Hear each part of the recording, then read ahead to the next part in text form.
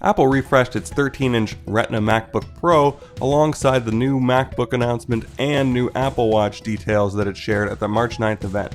This new machine has the same industrial design as the previous version, so you've got that same aluminum unibody case and the same keyboard and the same display, but there are some key differences.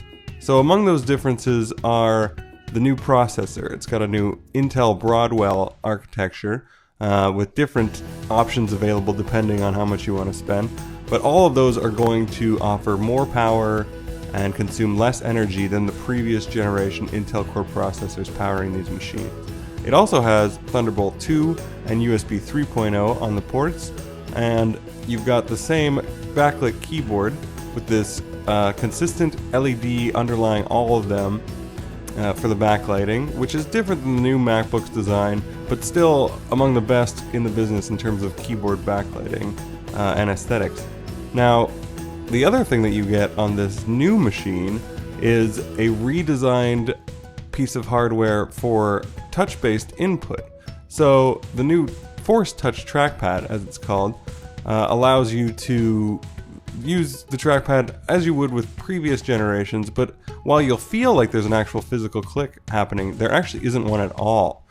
And this also allows Apple to take advantage of the new pressure sensitivity to do a new force touch movement. So you can click and then do a deeper click, a deeper secondary click to bring up stuff like this, where you'll see a website preview, for instance, if you click on links in Safari.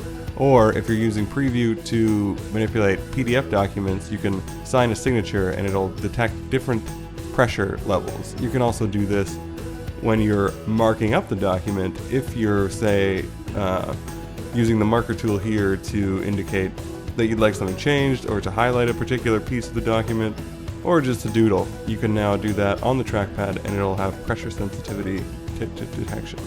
You can also force click to get dictionary definitions, and you can click through and see the Wikipedia entry for those words as well.